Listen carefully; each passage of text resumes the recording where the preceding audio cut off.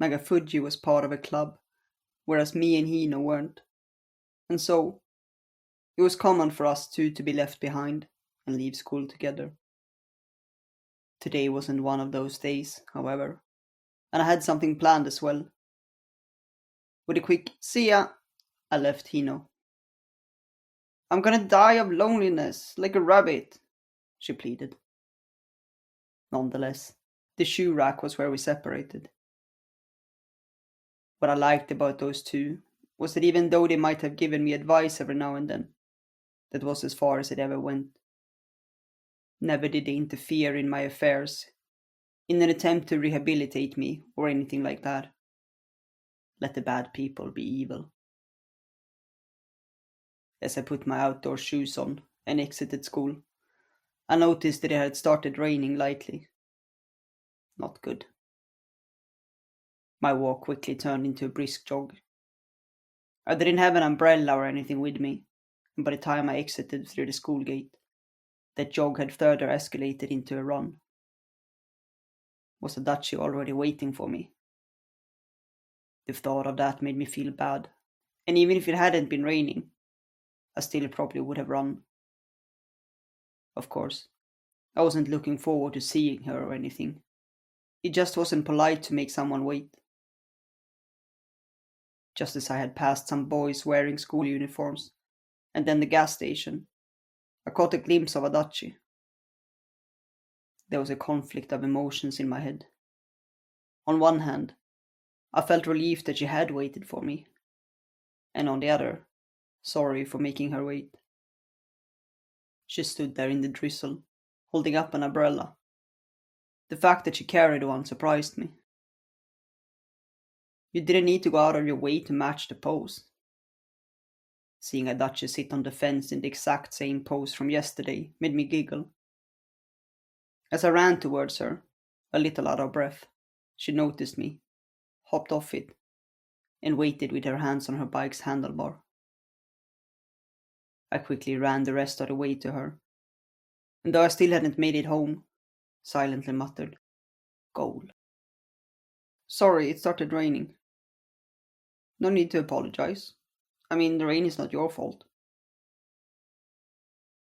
Adachi looked a little embarrassed. "Hold this," she said, before handing me the umbrella. Then, with both of her hands now free, she released the kickstand of her bike with her foot, before looking back to me. "Which way was your house?" "That way," I pointed. "Thought so." Adachi's face clouded over.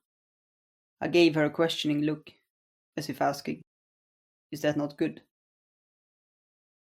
"No, it's just my house is over that way," she replied, pointing in a direction around 70 degrees off the one I had. It wasn't all that surprising when you consider the fact that we obviously didn't share a middle school district. But even so, we really did live far apart. There was no need for Adachi to pass through here on her way home. And yet, she had been here yesterday. Why?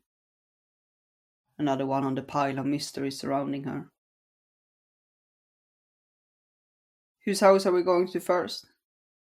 What a novel question. Well, how about yours? I answered. There was no getting over the fact that one of us would have to make a huge detour. I decided to give Adachi priority over myself, in part due to feeling guilty for making her wait in the rain. She had no objections to this, and got on her bike. "You riding on the back?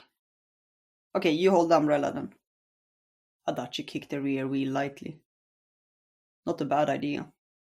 Still, tongue in cheek, I pretended to admonish her. Two people sharing a bike is against the rules. So what? We're delinquents. Yeah, I guess that's true. Comes with a lot of benefits, huh? Definitely does. As Adachi had suggested, I quickly hopped onto the back. I placed my feet on either side of the wheel and a hand on her shoulder for support. "Ready," I told her, holding the umbrella in my remaining hand. Adachi began paddling. She seemed to have some trouble at first, but as the speed stabilized, it became easier for her to keep the pedals moving smoothly. I looked down at her head. Though definitely pretty when viewed in combination with her face, looking at it on its own, it seemed kind of surreal, like some sort of fuzzy creature. Was my head like that too? Had either one of us been a good, diligent student, she'd likely have yelled something like, "This isn't an okay thing to do," and attempted to pull the other back on the right track, burning with passion to help her friend. Of course, neither Adachi nor I were. If anything, it felt like we were sinking in deeper. It also felt like I was holding the umbrella way too high, and it was doing a horrible job blocking the rain. "You have friends, huh, Shimamura?" Driving back the road which I had come down, Adachi spoke, facing forward. Her voice sounded calm, but also a bit dry. Perhaps that was due to it coming from slightly below me. I had a hunch that things could get pretty awkward depending on my answer. Why? Well, that I wasn't sure about. "I'm also friends with Uniqlo and H&M," I joked, poking fun at the last name I hated so. Adachi's shoulders wavered lightly, as if to indicate a giggle. "I figured that the reason you were hanging in a place like that was because you didn't have any." What a rare occurrence. Adachi was talking about me. Or perhaps was having such a view, more of a comment on herself than anything. In turn, I asked Adachi about her. "What about you, Adachi? You have any friends?" "You, I guess. There's not many." Though I said that, I also felt a tiny bit delighted. Although, I guess it wasn't really something to be happy about from her perspective. The next corner was a sharp turn. Adachi steered the way she always did, but with another person's worth of additional weight on top of it. The bike wasn't quite as responsive as she had expected. Wobbling, we came close to scraping against the wall of the building next to us. Adachi turned her head upwards after regaining control. With no regard to the road, she stared up at me. What?" She didn't answer right away. The bike continued traveling forward, her head still bent backwards. I wanted to watch the road in her stead and make sure that we didn't crash into anything, but it was hard to turn my eyes away when stared at. "Earlier, while I was watching you run towards me, I kind of thought that, yeah, there's something cat-like about you, Shibamura." I could hear the bike's tires spinning under Adachi. "A cat? Not human?" Wow, mean. How had I been running to earn a comment like that? Or maybe it was my face. Did my face look like a cat's face? "What about me makes you think of a cat?" "The fact that you don't seem like you warm up to people." "You think so? You don't?" The fact that I made no effort to speak about myself, nor about the person I was talking to. I felt like that was what Adachi's eyes were saying. My fingers gripped her shoulders slightly more tightly. Well, I think that there was a part of me that didn't want to let people in. I assumed that that was more or less true for everyone. Just a natural part of being a person. Perhaps it was assumptions like these which led to others thinking that I didn't warm up to them.